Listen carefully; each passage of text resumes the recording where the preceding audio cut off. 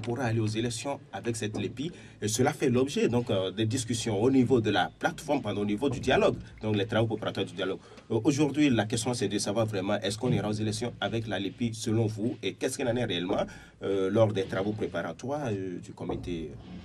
Bon, je ne suis pas donc au pouvoir, dans le pouvoir pour vraiment être affirmatif là-dessus.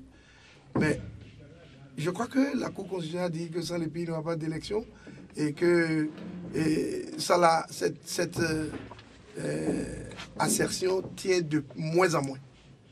Et si vraiment on veut sauvegarder donc cette démocratie, il va falloir donc soit faire vite pour que la LEPI donc soit prête. Et pour moi, il serait vraiment étonnant que cette LEPI-là soit prête pour aller aux élections donc en mars. Alors, je pense que quand on a une classe politique, comme on le dit, quand on n'a pas les moyens de sa politique, il faut se rabattre sur la politique de ses moyens. Et normalement, tous les acteurs politiques doivent être en train de se préparer donc à un plan B qu'ils doivent avoir dans leur poche de derrière. C'est quoi le plan B selon vous? Mais, écoutez, si la LEPI n'est pas prête, il a moyen de récupérer ce qui a été fait pour en faire donc une liste assez crédible et fiable. Je ne sais pas comment vous appelez, le RAVEC, par exemple, et aller aux élections. Parce que si on dit, tant qu'il n'y aura pas la LEPI, il n'y aura pas d'élection, et que la LEPI donc va d'avortement d'échéance en avortement d'échéance, mais mes chers amis, nous risquons de nous retrouver en 2020 sans faire d'élection. Mais la Cour constitutionnelle a été interpellée plusieurs fois par rapport à ça, mais le président de la Cour est sorti et a rejeté le tort sur l'Assemblée, a dit que c'est l'Assemblée qui devrait prendre ses responsabilités. Est-ce que, selon vous, l'Assemblée a un rôle à jouer et pourquoi ne joue-t-elle pas ce rôle depuis un certain temps? Bon, la Cour constitutionnelle, et je crois que c'est elle qui a sorti donc l'assertion selon laquelle, ou bien la décision selon laquelle, sans LEPI, il n'y aura pas d'élection. Je pense que cette décision devait revenir au législateur, qu'est l'Assemblée. Et je pense qu'ici, la Cour constitutionnelle s'est substituée donc à l'Assemblée, ce qui n'est pas tout à fait normal. Et maintenant, le problème n'est plus de jouer donc à ce jeu de ping-pong, envoyer la balle à l'autre, puis l'autre nous la renvoie. Mais il faut qu'on s'asseye pour dire notre pays ne peut plus continuer à vivre donc dans une incertitude qui devient totale. Il faut trouver donc un moyen de s'en sortir. Et moi je pense, oui, l'Assemblée doit porter ses culottes et dire, c'est moi le législateur, je vois que nous devons abroger donc ce précepte donc de la Cour constitutionnelle, parce que ce n'est pas à lui, à elle de dire ça, c'est à nous. C'est nous qui légiférons dans le pays. Si ça peut se faire, tant mieux. Mais dans l'Assemblée, à l'Assemblée nationale, il y a pas mal de clivages aujourd'hui qui s'affrontent avec des intérêts vraiment différents, divergents. Et ce qui est encore plus dangereux, l'Assemblée, donc, c'est en mai qu'elle doit déposer son tablier. Tout à fait. En fin donc de législature, il a de la fébrilité dans l'air. Chacun va penser à sa réélection. Et maintenant, il y a plein de jeux qui se jouent. Tout ça là, ce sont des choses qui favorisent donc l'apaisement du climat politique. Hein. Pas du tout. Tout à fait. Oui, mais écoutez, professeur Solécon, on a comme l'impression que, alors, au lieu d'aller droit au but, les gens ne veulent pas le faire et il y a des contournements, il y a un peu trop de surplace. On a assisté à un début des travaux au niveau du comité préparatoire. Et subitement, on constate que, bon, les travaux ont été interrompus. Mais comment vous avez assisté à un début quand on a dit que les décisions ne devaient pas être diffusées avant la fin? Alors, quand je donne assisté, on a eu les échos de tout ce qui se passait. Mais dites-nous, vous aujourd'hui, ABT, qui fait partie de la plateforme, disons la plateforme dont fait partie ABT, a claqué la porte, l'ARB également, l'opposition tout entière a claqué la porte pour, disons, au niveau de ce comité préparatoire. Qu'est-ce qui s'est réellement passé selon vous? Bon, je vais nuancer un peu les choses, oui. L'Alliance ABT fait partie donc de la plateforme, mais ABT en tant que personne a été invité à cette discussion, préparation à la table ronde en tant que personne ressource. Et puisqu'il était donc absent, et il m'a mandaté pour le remplacer. C'est à ce titre que j'ai participé. Bon, au dialogue. Maintenant, qu'est-ce qui s'est passé? Écoutez, on parle de dialogue politique. Nous parlons de dialogue. Quand on dit dialogue, quand il est question donc de dialoguer, ça veut dire qu'il y a des négociations à faire. Et s'il y a des négociations à faire, c'est qu'il y a problème. Mais si tout se passait bien, est-ce qu'on négocierait encore? 1. 2. Quand on parle de négociation, il y a quelque chose qu'il faut retenir. On ne négocie qu'avec ses adversaires. Si je fais donc une négociation dans mon cas, non, ça ne c'est pas une négociation, ça. La négociation suppose au moins 2 parties. Le dialogue suppose au moins 2 parties. Et si ces 2 parties-là sont en présence, c'est qu'il y a quelque chose qui les oppose quelque part. Cette opposition peut être mineure, comme ça peut être majeure. Donc, lorsque nous disons que nous allons à un dialogue, ne pas reconnaître qu'il y a un problème, ça veut dire nous ne connaissons pas ce que ça veut dire le dialogue. Bien, lorsque nous reconnaissons qu'il y a un problème, mais on va pour préparer comment les parties donc impliquées pourraient s'asseoir et débloquer donc cette situation qui existe. Donc, à vous entendre, ça veut dire qu'il y avait mal donné dès le départ. Non, comment ça? C'est-à-dire, avant d'aller au dialogue, avant d'être invité, avant que vous n'allez au préparatif ou je ne sais pas quoi, il y avait déjà mal donné. Non, non, non, il n'y a pas mal donné. C'est sur ça que je veux venir. D'accord. Bien. Mais vous savez, j'ai dit tout à l'heure que le pays se porte mal. Parce qu'il plonge donc dans une crise tridimensionnelle, économique, politique et sociale. Celui qui ne veut pas reconnaître ça, ça veut dire il ne vit pas sur la planète, donc Terre, mais il vit sur une autre planète. Parce que c'est clair que ça ne va pas. Mais les FCBE, ils vivent au Bénin. Pourtant, ils disent que ça va. Oh, mais ça dépend de l'angle sous lequel ils se placent.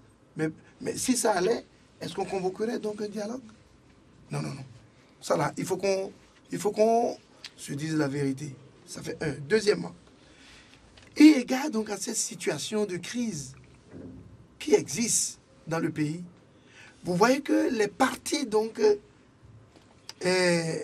prenantes donc à la vie politique, économique et sociale de ce pays ne se font plus confiance.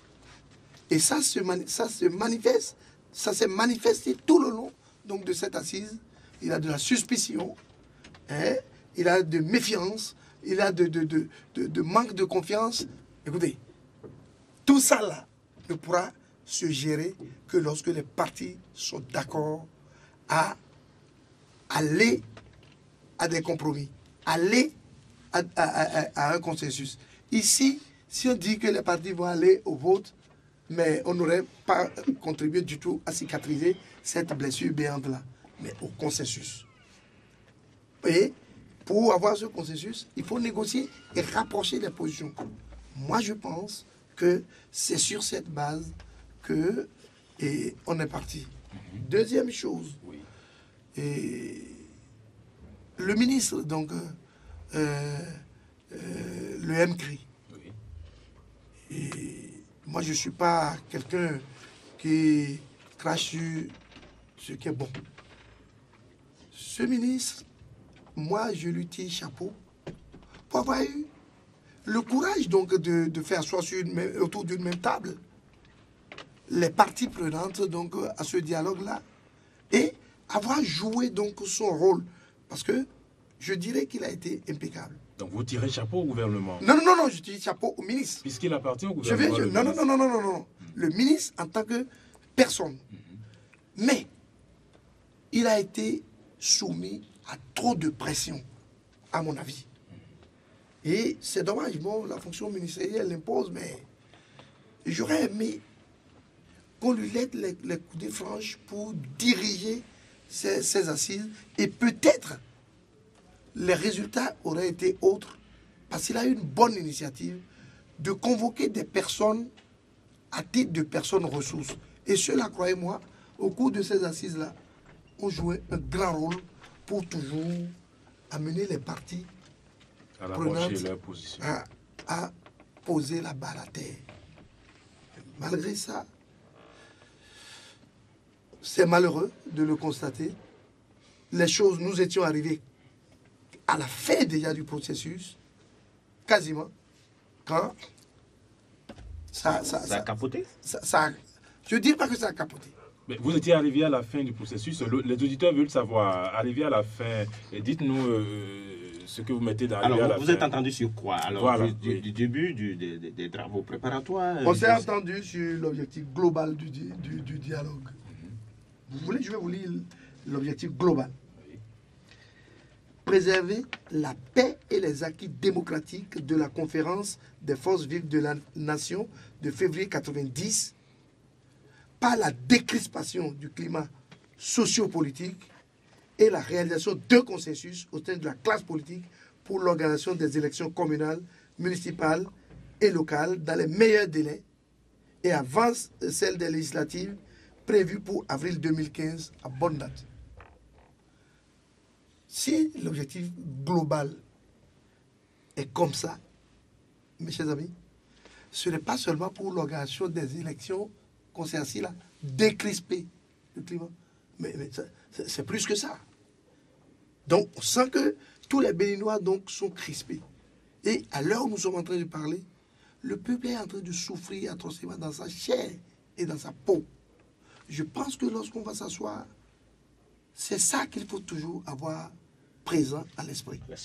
Mais malheureusement, les intérêts économiques, politiques et électoralistes ont rapidement pris le dessus. On a essayé de canaliser. On a dégagé donc les objectifs spécifiques donc découlant donc de ces objectifs. Allez-y pour ces objectifs spécifiques. Voilà. Il y a 5. 1. Réaliser un consensus pour l'organisation des élections communales, municipales et locales dans les meilleurs délais et avant les législatives prévues pour avril 2015. Bien sûr. Bien. 2. Instaurer un climat social et politique détendu et propice à la libre et paisible compétition des forces politiques pour les élections. 3. Définir les orientations pour le financement des activités politiques. 4. Jeter les bases d'un cadre de dialogue permanent entre les acteurs politiques, principalement de la mouvance et de l'opposition. Et enfin, 5. Proposer des stratégies de mise en confiance des opérateurs économiques et de restauration d'un bon climat des affaires dans le cadre du partenariat public-privé. Vous n'allez pas me dire que ces objectifs-là, spécifiques, n'envisagent que l'organisation des élections.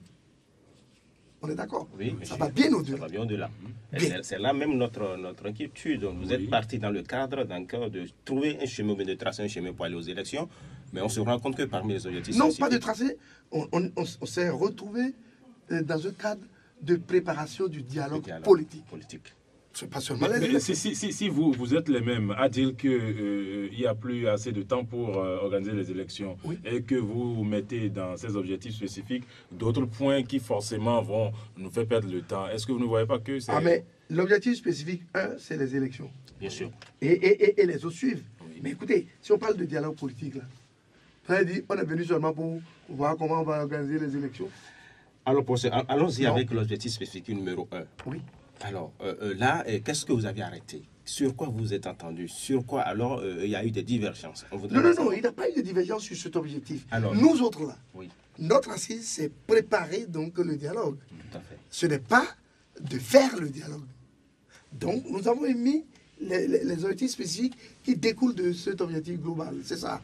Alors, est-ce que ces objectifs rencontrent l'adhésion de l'autre partie, des FCBE ou des... Sur ces objectifs, nous nous sommes parfaitement entendus. Sur les 5. Sur le global et Le sur global. les spécifiques. Ok. On est allé très loin. Bien, mais d'entrée de jeu, avant que ne commence le menu donc, du sujet, l'opposition a dit qu'il avait donc 3 préalables. Allez-y. 1. Oui. La libéralisation donc des médias Du service public. du service public. Ben, il faut permettre à toutes les tendances de s'exprimer. Et à ça là, les FCBE ont estimé mais qu'il faut ajouter aussi le libre accès aux services privés Oui. aussi. Les autres n'ont pas refusé. Deuxièmement, le caractère exécutoire des décisions sur lesquelles les acteurs au dialogue se seraient entendus. On ne parle pas des décisions où ils ne se seraient pas entendus. Et, troisièmement, un comité, donc, quoi je dis, paritaire, hein, de l'opposition de juin, avec un président du présidium choisi d'accord parti. Voilà. On a dit non, non, non. Au début, on ne peut pas faire ça. À la fin, on va revenir là-dessus. Et lorsque nous sommes arrivés à la fin, au point donc, où on devait parler donc, du présidium, mes chers amis, vous voyez, c'est le dernier point. Alors, tout a bloqué. Tout a bloqué. Les positions étaient devenues difficilement réconciliables. Je ne dis pas irréconciliables, mais je dis difficilement réconciliables. Et les gens voulaient s'imposer et dire, bon, soit c'est le président de la République qui dirige ou rien. Les autres ont dit non. Si c'est vous, FCBE, qui devez diriger, mais il n'y a plus de dialogue. Il n'y a plus de dialogue. L'opposition a proposé qui ou quoi? Non, l'opposition dit le président sera composé de 5 personnes. 2 de la mouvance, 2 de Chola, et un 5e qui va présider le présidium, mais choisi d'accord parti. On dit non.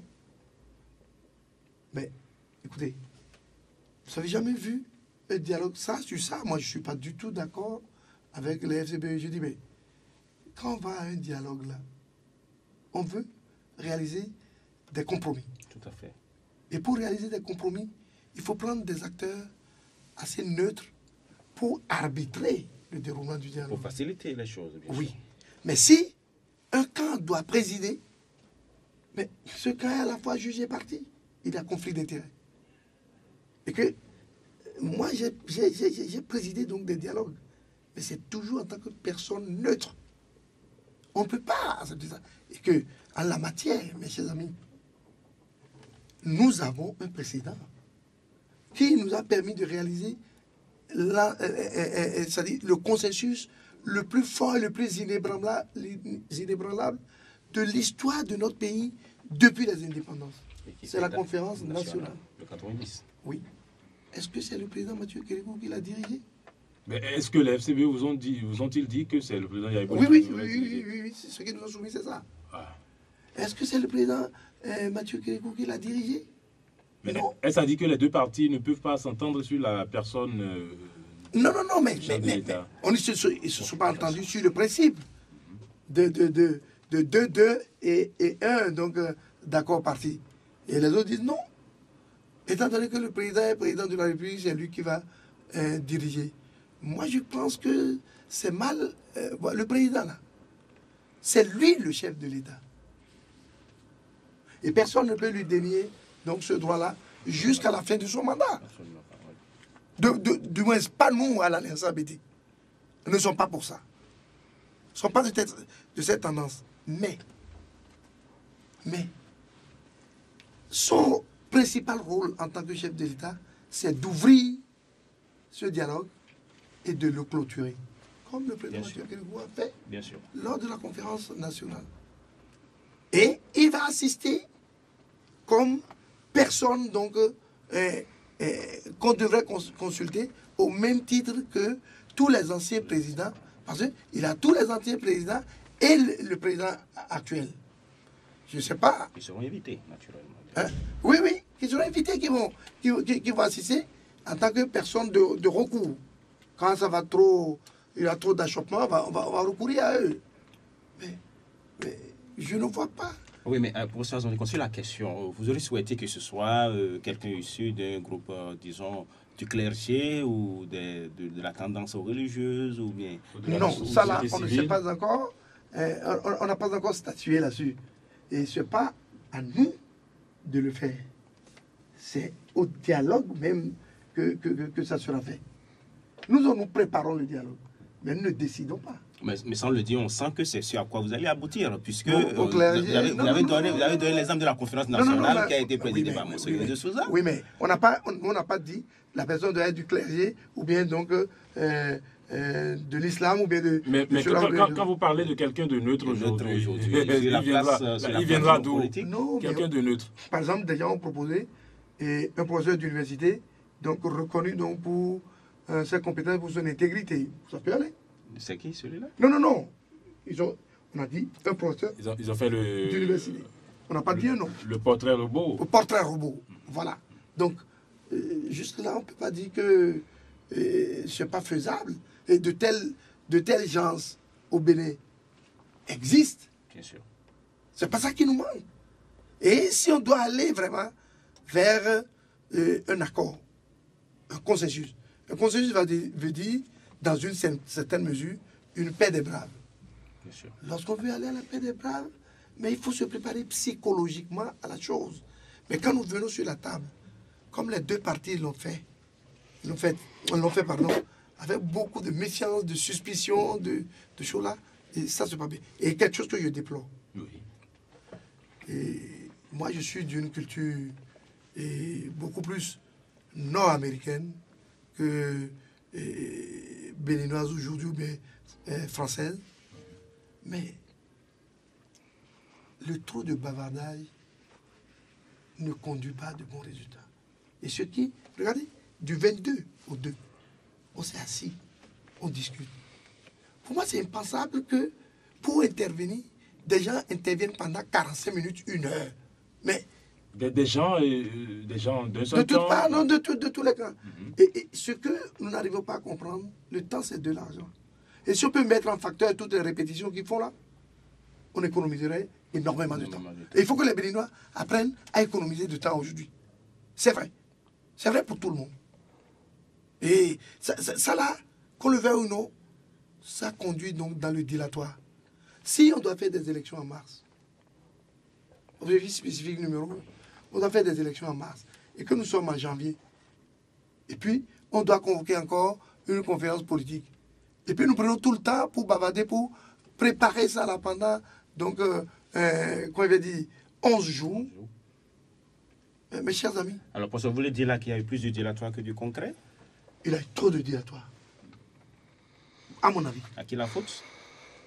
C'est peut-être dû à notre culture, qui est une culture prioritairement francophone. Ok, professeur, aujourd'hui, quels sont les enjeux? Vu que là, déjà, le dialogue, je ne vais pas dire qu'il est bloqué, mais déjà, les travaux préparatoires n'évoluent pas, ça piétine. Il y a eu une partie donc, qui s'est retirée des négociations. Aujourd'hui, quelles sont encore les chances de ce dialogue politique? Bien, les chances, je peux pas dire que oui, ça n'est fini du dialogue. Je ne dirais pas ça. Est-ce que vous êtes convenu de vous retrouver à une date Non. Maintenant, oui. Il faut que des acteurs politiques arrivent à encore ramener toutes les parties autour de la table. Ça, là, ça se fait dans un processus de négociation. Ce n'est pas toujours lorsque on s'assied que du premier qu'on trouve donc, le consensus. Le consensus, ça peut perdre avec seulement que dans notre cas ici, étant donné les échéances donc, électorales, mais ça urge. Je suis d'accord. Mais regardez, le chef de l'État, dans son message la nation. de 30 janvier, discours sur l'état de la nation, allez regarder, il a prononcé 85 fois le terme dialogue politique. Ça veut dire quoi? Ça veut dire qu'il a pris la mesure donc de l'ampleur et sait que c'est vital pour le pays. Et puis lui-même, il a dit que l'heure est grave. Puisqu'il a dit que l'heure est grave. Moi, ça m'étonne qu'à notre assise, des gens donc, des FCBE disent tout va bien. Mais je dis, mais le président même a dit. Mais quand il dit ça, vous pensez que c'est toujours le président qui leur demande de dire que tout va bien? Non, écoutez. Oui. Pourquoi? Quand ils veulent, vous voulez me dire que quand ils veulent entrer là, le président leur dit, voici ce que vous devez dire, alors mémorisez ça et allez raconter. Non.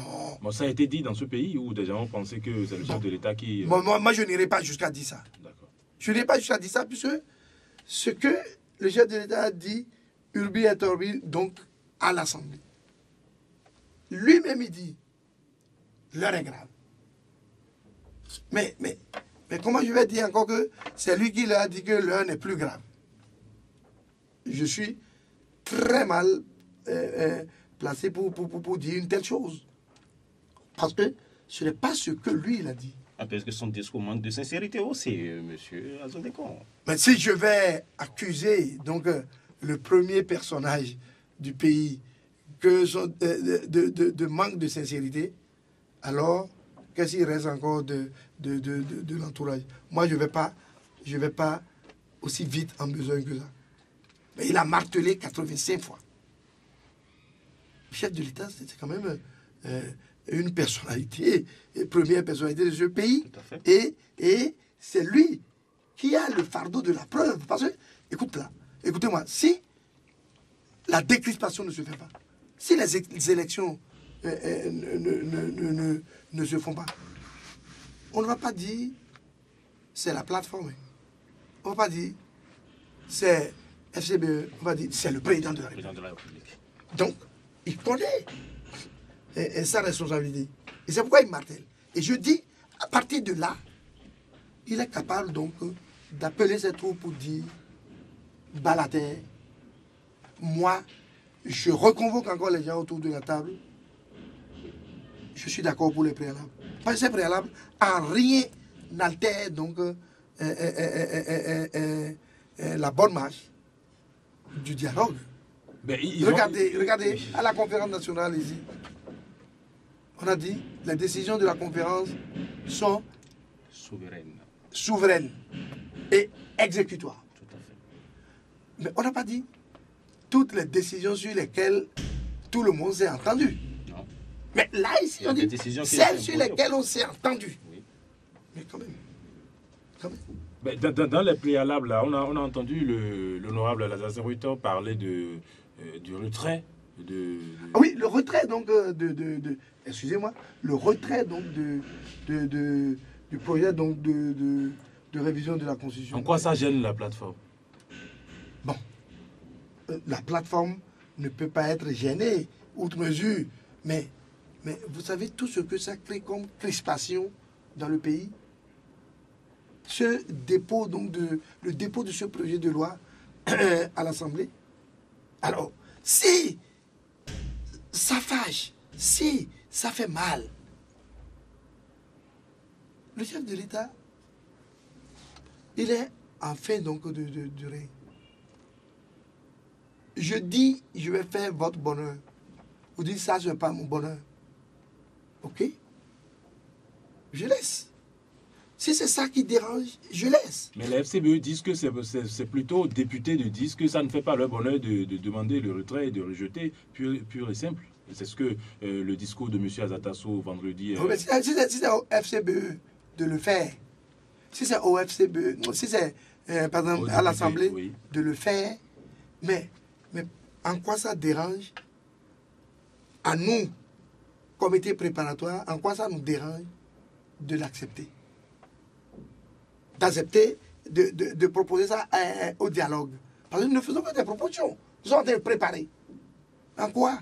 Si on va au dialogue et qu'il en ressort que c'est l'Assemblée donc qui va en décider, mais qu'est-ce que nous va dire? On dit, ah oui. Maintenant, l'Assemblée serait mise devant ses responsabilités, non? C'est ça. Donc, pourquoi on doit alors se chicaner autour de ça? Bon. Alors, moi, oui. Quand on me dit que la raison principale pour de déposer ce projet, c'est la Cour des comptes, je dis non. Je dis non. Et vous dites que c'est quoi? Vous pensez que c'est un argument? Mais écoutez, nous voulons avoir une Cour des comptes. Mais à défaut de la Cour des comptes, hein, et ce qui existe donc à la Cour suprême et qui jouait le même rôle, est-ce qu'on l'a vraiment rendu opérationnel? Si nous pouvions rendre ça opérationnel, en attendant de venir parler de Cour des comptes, notre économie et notre vie sociopolitique se portera bien. Attendons. Si les gens disent que ce n'est plus opportun de parler de révision aujourd'hui, ne prenons pas donc un seul point qui est celui de la Cour des comptes. L'UEMOA ne va pas donc nous traduire en justice parce que nous n'avons pas encore une Cour des comptes. Si c'est ça là, il y a beaucoup de pays qui manquent des choses prescrites par l'UEMOA et qui seraient déjà au banc des accusés aujourd'hui. Non. D'accord. Là, je ne sais pas, le chef d'État lui-même, il ne l'a pas évoqué dans son discours sur l'état de la nation. Il n'a pas parlé de révision de la Constitution à aucun moment. Mais le fait qu'il évoque la Cour des comptes, vous pensez qu'il a toujours des ambitions de révision de la Constitution, c'est ça? Ce n'est pas à moi de lui prêter des intentions. Mais je dis, à l'heure où nous sommes aujourd'hui, avec la situation qui prévaut, mais ne perdons plus de temps. Allons vite pour relever donc le pays. Alors, sur cette question de retrait du projet de la Constitution, de révision de la Constitution, le chef de l'État sortira ne pas, les appels qui sont lancés pour lui demander de le faire, le chef de l'État ne le fait pas. Est-ce que ce n'est pas mieux pour que l'opposition contourne, laisse tomber cette question et qu'on aille très vite? Moi, je dis, le chef de l'État, c'est le premier magistrat du pays. Il comprendra que vraiment la tension qu'il a autour de ce projet-là oui, nuit beaucoup plus au climat socio-politique, au climat économique qu'autre chose. Regardez, nous étions à cette séance quand le MCRI nous a donné un petit exemple d'une subvention donc de 15 000 € que la République d'Allemagne lui a accordé pour organiser des choses là, donc des gens de dialogue dans les choses là. Et que, quelques jours après, le représentant donc de l'Allemagne vient dire non, redonnez-nous notre argent. Nous, on ne peut pas financer, donc on ne peut pas mettre de l'argent dans une chose, alors que la situation dans le pays est aussi incertaine. 15 000 €, c'est 7 millions et quelques de francs. Ça doit interpeller tout le monde. Avec ce climat-là, ce sont plus de 7 millions qu'on va perdre en termes donc d'intervention des PTF. On va perdre donc des 7 milliards. Est-ce que nous devons continuer comme ça? Devons-nous continuer comme ça? Non, il faut revoir les choses, vraiment taire nos divergences et tabler sur ce qui nous unit. Mais dites-nous, au niveau de l'Alliance pour un Bénin triomphant, depuis que ça a capoté, est-ce que vous vous êtes retrouvés? Qu'est-ce que vous en dites? Qu'est-ce que vous avez à faire demain déjà pour que les acteurs se retrouvent? Mon cher ami, ça a capoté seulement le 2 et tout le monde était en train de festoyer. Alors, vous avez rendu compte? Nous, on n'a pas festoyé. Nous, on n'a pas festoyé. Ah bon? Et non, nous du comité préparatoire, on n'a pas festoyé. On tenait des réunions, mais quand même. Alors, qui sont ceux qui ont festoyé? Dites-nous. Non, la fête, tout le monde fêtait, non? Ok. Ah. Oh non, peut-être que le fait que ça capote, ça arrange. Non, ça n'arrange personne. Oui. Alors, ça n'arrange personne. Vous avez rendu et surtout pas ceux qui sont au pouvoir. Oui. Parce qu'ils ont besoin est d'une certaine bouée d'oxygène aujourd'hui. Tout à fait. Et sans la tenue de ce dialogue politique, il n'y aura pas de bouée d'oxygène. La preuve. Hein? Si vous ne m'avez pas invité aujourd'hui, moi, en tant que personne ressource, je ne serais pas intervenu. Mais la preuve, depuis le 2 là, les deux partis sont en train donc de parcourir donc les médias, chacun pour dire c'est moi qui ai raison, chacun pour dire c'est l'autre qui a tort. Mais est-ce que c'est là ce qui nous avance? Non, c'est pas ça qui nous avance. Aujourd'hui, c'est que il y a blocage du processus devant déboucher sur l'organisation du dialogue. Alors les acteurs politiques, chacun dans son camp, et le chef de l'État en premier lieu, doivent vraiment retrousser leurs manches pour dire ça, c'est un rendez-vous avec l'histoire que nous ne devons jamais rater. Ben, si on en croit ce que mettons nous avons... de l'eau dans notre vin. Oui. Si on en croit ce qu'on a vu le 1er janvier, le chef de l'État était chez le président Amoussou Bruno. Est-ce que c'est toujours pas pour mettre la balle à terre? Et pourquoi on ne le voit jamais venir vers ABT? Est-ce que ABT même ne va pas... on ne comprend pas. Il ne va pas souvent demander audience, on ne le reçoit pas. Qu'est-ce qui se passe? Mais vous, les journalistes, vous êtes terribles. Vous cherchez toujours le petit gugus. Mais je vais répondre à votre question. Oui. Le fait que le chef de l'État se soit déplacé Oui. pour aller voir donc, le président Amoussou Bruno, je considère que c'est une bonne démarche. Parce qu'on dit souvent de la tour d'ivoire à ton tour d'ivoire. Parce que le chef de l'État, et conformément à ses prérogatives, aux prérogatives donc de sa fonction, disait toujours, moi je vais rester, les gens viendront me voir, mais il y aura beaucoup de choses qui vont lui échapper, et les gens viendront donc lui faire des comptes rendus. Écoutez, moi j'ai été 5 ans conseiller spécial du président Mathieu Kérékou. Je sais comment ces choses-là se font. Et quand sur 100 de vos conseils, je ne parle même pas des conseils spéciaux encore, sur 100 de vos conseils, vous êtes président sur 100 de vos conseils, vous allez avoir 2 qui vous disent la vérité, vous en avez trop. Il a trop donc de courtisans, d'adulateurs là-dedans. Et si vous allez rester donc dans votre bureau et recevoir ça pour décider là-dessus, vous risquez donc de passer à côté. De ne pas prendre les meilleures décisions. De ne pas prendre les meilleures décisions. Et cette démarche qu'il a faite, c'est une bonne démarche. La preuve, quand il est parti, les deux se sont parlé à cœur joie. Même s'ils ne se sont pas entendus. Mais l'autre lui a dit, si on n'organise pas les élections, on ne dira pas, c'est ça qu'à la vieille. On ne dira pas, c'est à Amoussou Bruno. C'est le président de la République. On va dire que c'est le président de la République. Oui, mais ce n'est pas pour la première fois que... Faites tout pour que les gens puissent avoir... Ce n'est pas pour la première fois que le chef de l'État rend visite au président de l'Union des Nations, mais toujours est que l'atmosphère ne se décrispe pas. C'est toujours la crispation de l'actualité sociopolitique. Mais c'est pour ça que le dialogue national est devenu donc un impératif incontournable aujourd'hui. Voilà qu'on se rend compte que ce dialogue nous conduit, je ne sais pas. Donc moi, je suis pas pessimiste pour dire que... On est dans du dilatoire depuis un moment. Oui, voilà, aujourd'hui, on ne sait vraiment pas où est-ce qu'on se situe, il y a l'incertitude. Ici, le dialogue, même aujourd'hui, est devenu une incertitude. C'est pour ça que je vous dis que tous les acteurs politiques sont interpellés, mais au premier chef, le chef de l'État. Il doit dire non.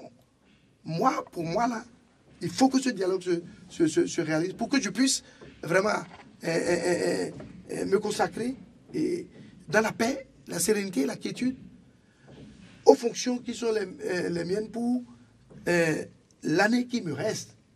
Parce que j'ai dit, il y a toujours le fardeau de la preuve. Bien sûr. Bon, et comme ça, là, tous les états-majors, si tous les états-majors donc prennent cette disposition, de telles décisions courageuses, mais les gens, les acteurs vont venir s'asseoir encore.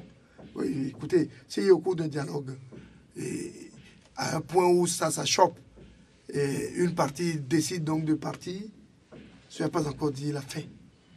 Mais, alors, les points sur lesquels vous achoppez, là, c'est-à-dire, il y a le projet de révision de la Constitution, et il y a l'accès équitable. Non, pas le projet, le retrait. Le retrait, pardon, le Ok. retrait du projet de révision de la Constitution, et il y a l'accès équitable donc, aux médias de service public. Alors, je vais avoir un autre sujet. Est-ce que vous entendez sur le fait qu'il faut retirer le fichier, d'accord, au COSLEPI et le confier à la Sénat pour qu'on dégage la liste qui devra Non, servir au... nous, on n'est pas encore arrivé là.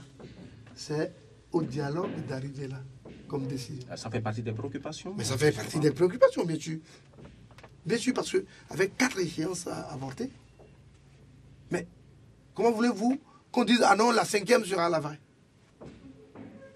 Mais est-ce que vous ne pensez pas que juste... Chat échaudé crée le froid. Oui, mais aujourd'hui, mais COSLEPI ne parle plus même de la LEPI. Le COSLEPI a donné une nouvelle date, une nouvelle échéance, disons d'ici le 17, pour livrer la LEI, c'est-à-dire la liste électorale informatisée.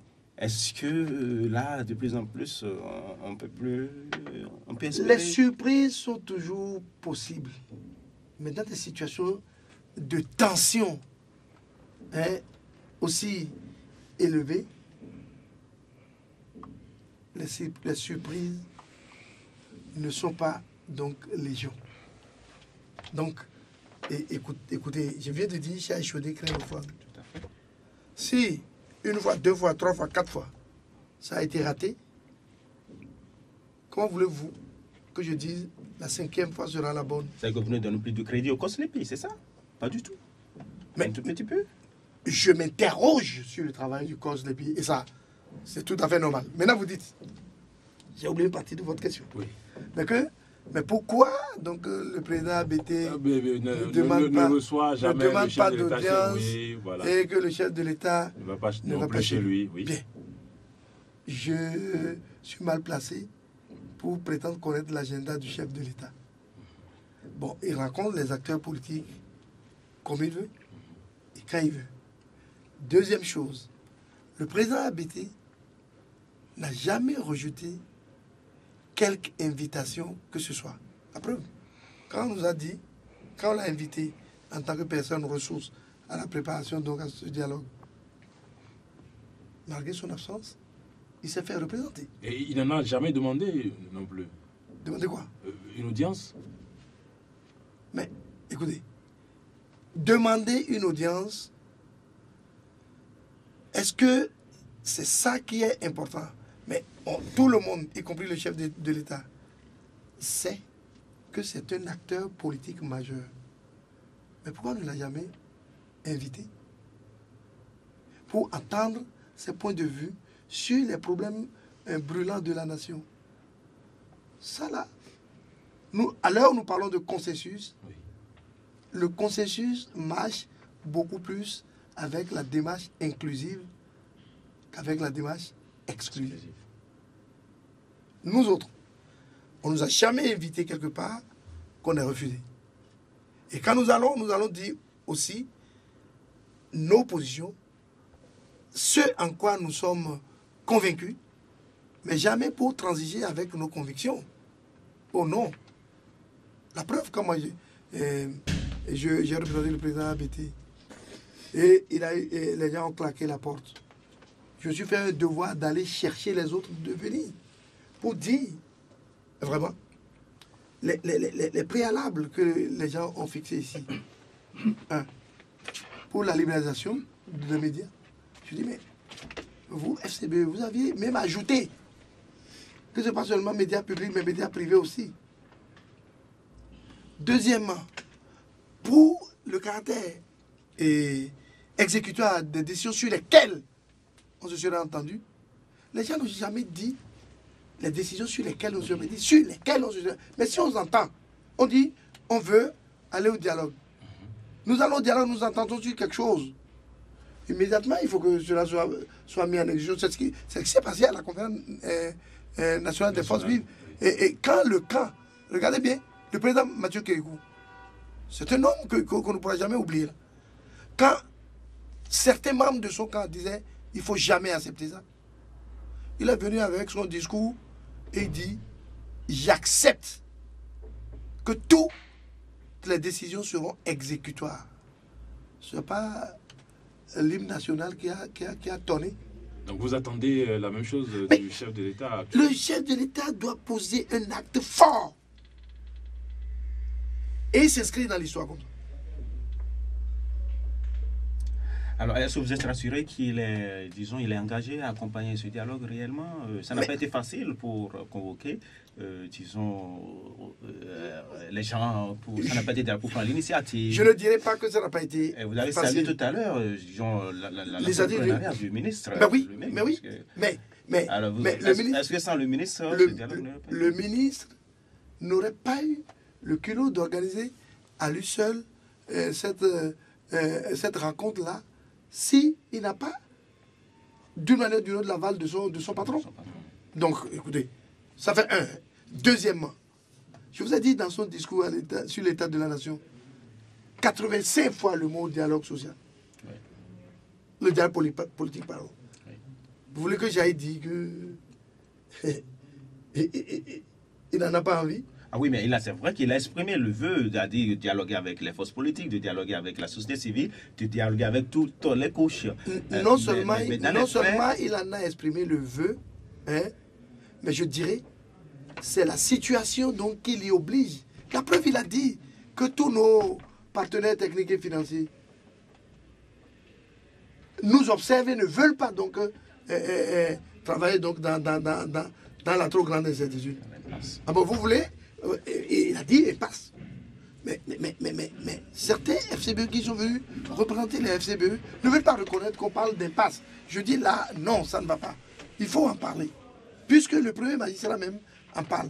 Pourquoi je vais me voiler la face et dire non, il n'a pas d'impasse alors que je sais au fond de moi-même qu'il a un impasse. Alors disons-nous franchement la vérité et trouvons les solutions. Nous sommes tous des Béninois. Alors, professeur, rapidement, dites-nous. Nous sommes tous des Béninois. Comment fait aujourd'hui pour sauver les meubles? Le Bénin, c'est notre seul pays. Oui, que propose ABT? Comment faire pour sauver les meubles? Que propose ABT? Mais ce que ABT propose là... Pour sauver les meubles, parce que comme il le dit. Mais ce dialogue-là, oui, nous, on l'a préconisé depuis longtemps. On a dit, ça ne va pas. Il faut que les gens s'asseyent pour pouvoir trouver une solution. Nous avons proposé pas mal de pistes de solutions qui sont contenues donc aujourd'hui dans les objectifs spécifiques que nous avons et sur lesquels on s'est entendu. Alors, ABT, il est prêt à tout moment pour ce dialogue. Et je suis sûr, avec la rupture qu'il y a ici, et les causes de la rupture ne sont pas imputables à ABT. Non. Mais comme l'a dit le président Amoussou, si la rupture, les causes sont imputables au gouvernement. Et le gouvernement doit jouer le rôle qui est le sien pour ramener les gens donc sur la table pour qu'une fois assis, chacun puisse sortir donc sa thérapie. Vous pensez qu'à l'heure actuelle, on ne peut rien reprocher à l'opposition par rapport à sa manière de conduire, sa manière de poser des exigences? J'ai dit quelque chose de précis dès le départ. Je dis, s'il y a quelque chose que j'ai déploré de part et d'autre, c'est qu'on bavarde, et puis on se répète. Mais si on peut mettre en facteur le nombre de répétitions que les gens ont eu à faire, peut-être on réduirait leur temps de parole de 5 fois. Et ça, time is money. D'accord. Je rappelle aux auditeurs qui pourront, excusez-moi, je rappelle aux auditeurs qui pourront intervenir dans 3 minutes via le 65 00 24 24, 65 00 27 27, le 65 00 28 28 et le 21 33 84 19 pour poser leurs préoccupations. Le professeur est disposé à répondre à leurs questions. Merci Serge. Pour relancer M. Assandeko, je vais aborder avec la question donc, du discours du chef de l'État sur l'état de la nation. Alors dans ce discours, il a parlé d'une croissance de 6%. Il a évoqué des chantiers comme l'énergie, comme les travaux concernant les chemins de fer, voilà, ainsi de suite. Alors vous concrètement, quand vous avez écouté ce discours, quelle a été votre réaction? Non, je ne vais pas écouter le discours, j'étais très occupé, mais j'ai parcouru ça un peu. Mais écoutez, la croissance de 6%, qui peut être contre la vertu? Ça, j'ai jamais vu quelqu'un qui soit contre la vertu. J'aurais bien aimé même que mon pays fasse une croissance donc, de 10-12%. Pourquoi pas? Mais est-ce que les conditions objectives pour l'atteinte de tels objectifs sont réunies? Ce n'est pas en situation donc, de crise tridimensionnelle, comme je l'ai dit, qu'on arrive à de telles croissances. Donc, même si c'est un objectif que le chef de l'État donc, se fixe, je dis oui, mais il faut encore se retrousser les manches. J'ai constaté que chaque fois que le chef de l'État, à la fin de l'année, prononce son discours et parle de croissance, vous n'avez été jamais d'accord avec les chiffres qu'il avance. Oui, parce que les conditions réelles qui existent ne me permettent pas d'accepter ça. Mais je dis, je suis prêt même à assister à une croissance, à vivre dans une croissance de 12%. Mais ce n'est pas parce qu'on a dit un chiffre que ce chiffre-là donc se réalise. Pour que cela se réalise, il faut voir les conditions réelles en place. Mais regardez, nous assistons donc à des mouvements qui vont s'intensifier si on ne prend pas donc des mesures pour les endiguer.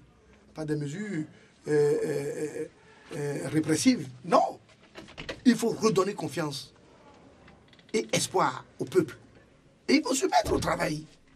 Ça dit que s'il y a une prochaine marche, l'Alliance ABT sera de la partie. Ça dépend. Regardez, si nous sommes donc membres de la plateforme et que la plateforme organise une marche, pourquoi on pourrait s'y soustraire? Non. Si toute l'opposition organise une marche, comment on va s'y soustraire? Non. Mais on apprend déjà que les syndicalistes et autres envisagent une marche pour le 7 janvier vers, comment on appelle ça, la FSS du côté de la présidence. Mais c'est ce qui n'est pas bien, justement. Et c'est ce qui rend plus jamais urgent donc le dialogue politique. C'est pour ça que je dis le président de la République doit porter sa culotte et dire moi j'exige donc ce dialogue-là. Si c'est des compromis, si c'est des préalables, moi ça ne me dérange pas donc de les remplir parce que à un an de la fin de mon mandat, j'ai besoin donc de paix. J'ai besoin de paix pour rendre donc ma fin de règne donc acceptable à propos du COS-LEPI. Effectivement, nous avons une mauvaise habitude dans ce pays et c'est la politisation à outrance. Il est vrai, la Constitution nous dit les partis politiques animent la vie politique. Ça, c'est tout à fait juste. Mais lorsque vous finissez d'animer la vie politique et que vient le moment de l'évaluation de cette animation, vous ne pouvez plus être évaluateur. Sinon, vous êtes à la fois juge et parti. C'est la même chose qui s'applique à toutes les structures conformes. Par exemple, le COS-LEPI. Nous parlons d'élections transparentes, des juges, tout ça là. Normalement, pour présider, pour travailler au sein de ce COS-LEPI, nous ne devons pas avoir des acteurs politiques. Mais nous devons avoir des acteurs purement techniques qui sont là pour nous élaborer une liste sans arrière-pensée. Et déjà, il y a des suspicions que les gens ont vis-à-vis donc du COS-LEPI. Les interventions, les deux interventions. Oui, et les gens demandent est-ce que vous êtes pour qu'on balaye le COS-LEPI je ne dis pas balayer. Je dis, avec 4 échéances avortées, on est dans le droit, on est en juste droit de se demander si le COS-LEPI est à la hauteur de la charge qui lui a été confiée. Et à cette question, si la réponse est oui, business as usual. Mais vous répondez quoi? Moi, je dis la chose suivante. Ce qui m'embête dans le COS-LEPI, c'est que c'est aux mains des politiciens et qui, curieusement, des gens de ce COS-LEPI caressent le vœu donc de devenir candidat donc, aux prochaines élections présidentielles. Et ça, c'est très grave. C'est très grave. Ça, il a de délits d'initié là-dedans. Et je pense qu'à l'avenir, lorsque nous voulons monter nos structures, nous devrons donc essayer le plus possible de les débarrasser donc, de la politique. Et là, on aura des résultats beaucoup plus satisfaisants. Et donc, je partage bien ce que ces gens-là ont eu à dire. Mais M. Jacques Agossa disait tout à l'heure que de tout le temps, pendant 9 ans, on a eu une opposition dormante. L'Alliance ABT fait partie de cette opposition-là. Vous avez dormi tout le temps. L'Alliance ABT n'est pas née depuis 9 ans. Bon, donc, ne sont pas depuis 5 ans, autant imputables que les autres. Mais écoutez, l'opposition a dormi, oui, dans le premier quinquennat. L'opposition donc s'est réveillée maintenant. Mais regardez, l'opposition, est-ce qu'il a les moyens donc de l'exercice de sa fonction? On vient de parler de la libéralisation donc des médias publics. Est-ce que le RTB donne de la place à l'opposition? Non. Si bien que l'opposition et l'Alliance ABT, nous nous débrouillons nous-mêmes pour nous faire entendre. Et c'est pour ça que quand je suis venu ici, vous avez dit, on ne nous entend pas. Je dis oui, mais nous sommes toujours en activité, en action. Et si nous n'avons pas les moyens de nous faire entendre plus qu'il ne le faut, mais nous allons utiliser nos propres moyens pour nous faire voir. Et nous privilégions le fait d'aller au contact donc avec les populations. Nous privilégions ça dans le contexte où nous nous trouvons aujourd'hui, à toute autre chose que de rester à s'attendre donc à une rencontre au palais et autres.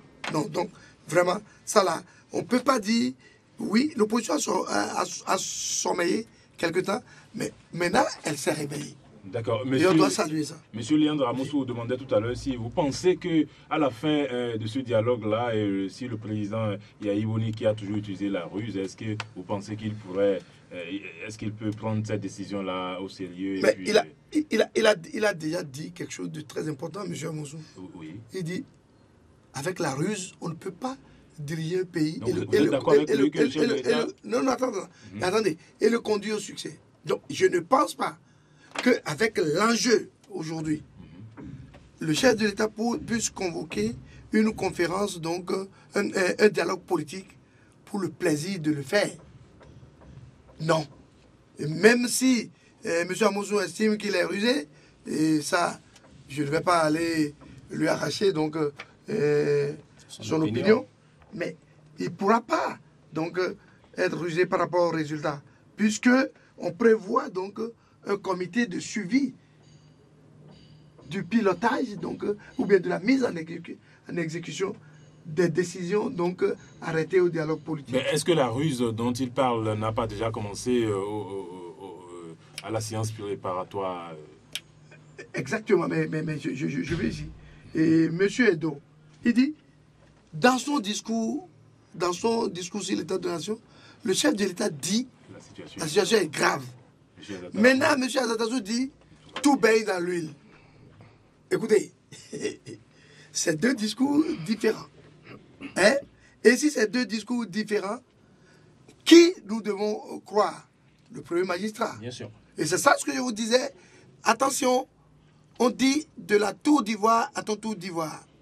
Et c'est bon qu'il sorte lui-même pour voir et confronter avec ce que les gens lui disent. À l'heure actuelle, dire qu'au Bénin, tout baigne dans l'huile, c'est très grave. C'est se retrouver, à mon avis, sur une autre planète.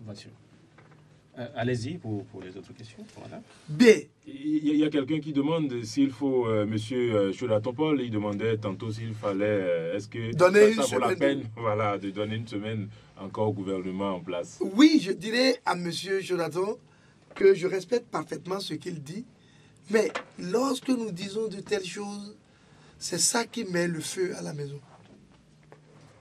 Nous sommes des démocrates, des républicains. Le chef de l'État a reçu un mandat de 5 ans. A priori, si rien donc d'anormal, comme Parjou et autres n'arrive, nous devons respecter ce mandat-là. Il faut le respecter. En tout cas, nous, à l'Alliance ABT, ne sommes pas pour la tendance qui dit il faut écourter. Non, nous avons une constitution, nous la respectons donc jusqu'au bout. C'est ça. Parce que ce qui n'est pas souhaitable, c'est des dérives pushistes encore qu'il faut introduire dans ce pays. Partout, ça a eu lieu. Mais ça a créé donc du recul. D'accord. Mais M. Robert Doutetien disait, est-ce que vous, étant des sages de l'opposition, est-ce que vous n'allez pas, pour finir et ramener la balle à terre, aller dans le sens que veut le gouvernement pour non. Écoutez, les préalables posés donc par l'opposition, c'est des choses dont nous tous nous souffrons. Et ça, on ne peut pas se voiler la face. Ce que j'ai dit ici, nous attendons donc un signal fort du président de la République. C'est lui le premier magistrat. Qu'il dise, ok, moi j'accepte donc ces préalables-là.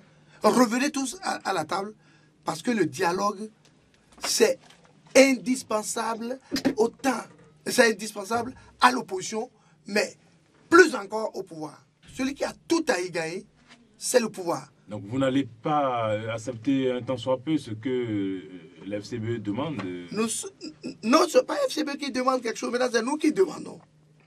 Mais puisque la FCBE... Maintenant nous disons au FCBE, oui, mais allez examiner ce que nous avons demandé et donner une suite acceptable. Et moi je dis, tout n'est pas perdu. Quand on dit le dialogue c'est en infini, non, je ne suis pas de cette tendance-là. C'est pourquoi moi j'attends un signal fort du chef de l'État. D'accord. Monsieur Jacques Agossa demandait si, pas Jacques Agossa, Barnabé Agbekpo nous demandait si vous y croyez toujours l'organisation des élections, les différentes élections qui arrivent devant. Mais je l'ai dit dès le départ. Je dis, nous avons deux élections. L'une en mars, l'autre en avril. D'abord, le délai étant déjà très serré, le règlement donc des contentieux électoraux des municipales ne serait même pas encore, on ne serait même pas encore amorcé pour en ajouter encore une autre. Moi et la LEPI, donc rien n'est prêt. Je dis, il faut mettre fin au dilatoire et aller très vite à l'essentiel. Et avec ce dialogue politique, on verra comment on pourra gérer pour rendre la chose faisable. C'est ça qui est important ici maintenant. Plutôt que de s'achoper sur, oui, mais est-ce qu'on doit libérer, est-ce que, qu'est-ce que je voulais dire, j'ai oublié ce que je voulais dire, est-ce que le président doit présider ou pas présider? Non, ça là, c'est du dilatoire véritable. D'accord. Le temps joue contre nous. D'accord. Une dernière question de M. Toussaint Ouanilo en guise de conclusion d'ailleurs. Que préconisez-vous pour la paix, M. Azondeko? Pour la paix? Oui. Écoutez-moi, nous voulons la paix dans ce pays. Je pense que tout le monde, à sa manière, veut la paix. Mais ce que tout le monde n'est pas capable de faire, c'est de créer le climat réel pour l'instauration de la paix. Et quand on veut la paix, il faut être prêt à créer donc ce climat-là. Regardez, tous les intervenants, quand ils ont eu à parler ici maintenant, est-ce que vous ne voyez pas qu'ils sont tous stressés, qu'ils sont tous donc inquiets donc, de la situation? Mais lorsque il a de telles inquiétudes, le pouvoir en place doit se dire non, je suis responsable de ces inquiétudes-là et je dois tout faire pour apaiser donc les tensions. Parce qu'aujourd'hui, si on n'apaise pas les tensions, ceux qui ont le plus à perdre, c'est le pouvoir. C'est pourquoi je dis ce dialogue-là, ça arrange tous les Béninois, mais au premier chef, le pouvoir. Et il faut qu'ils comprennent ça pour dire, à tout prix, nous devons aller au dialogue. Et s'il y a des compromis à faire pour aller à ce dialogue, nous y sommes prêts. Et tout devient possible. Parce que ce ne sont pas des choses insurmontables qu'il y a là. Ce ne sont pas des choses insurmontables. Regardez, nous voulons parler aussi à l'ORTB. Est-ce que la Constitution leur donne ce droit? Oui. Mais appliquons ça. Vous avez fait les démarches vers l'ORTB au niveau de ABT pour qu'on vous donne la parole et ça a été officiel. Mais est-ce que ABT serait mécontent que le RTB retransmet donc ses sorties. Mais si le RTB ne retransmet pas... Vous en faites la demande? C'est une demande constitutionnelle, un droit constitutionnel. Mais si on ne nous le donne pas, nous allons croiser les bras pour dire on nous dit on ne fait plus ça, donc nous n'allons plus faire d'activité. Non. Nous, on est en train de faire des activités. Mais si vraiment une telle décision arrivait à être appliquée, mais c'est tout le monde qui se porterait donc mieux. Et donc, comme je le dis, les choses sont très simples. Et le fardeau de la preuve incombe au gouvernement. Donc, l'échec de ce dialogue, moi je ne dis pas encore l'échec, hein? La rupture de ce dialogue, c'est le gouvernement qui en a entièrement la responsabilité et il n'a qu'à tout faire pour que les acteurs reviennent encore autour de la table. Nous n'avons plus d'autre choix.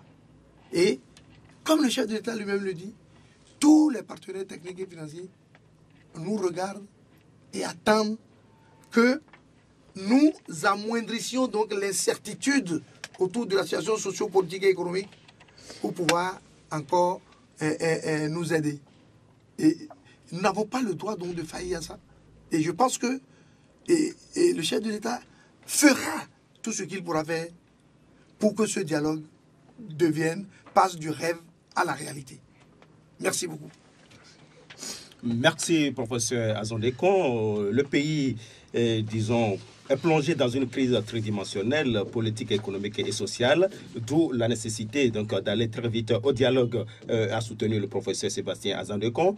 Il était donc l'invité de ce matin sur l'émission 4 heures sur table, donc la première de l'année 2015. Avec lui, il a été question des travaux préparatoires du dialogue politique, qui connaît aujourd'hui quelques souffrances. Alors, sa réponse ou sa proposition, c'est que le gouvernement ou le chef de l'État joue pleinement sa partition pour qu'on ne connaisse plus cette impasse pour qu'on sorte de cette situation. Disons que tout au long de cette émission, avec Serge Novillon, on a beaucoup plus parlé de ce dialogue politique. Professeur Azondekon, merci. Merci beaucoup. Moi-même, Fidèle Nanga, donc je vous remercie.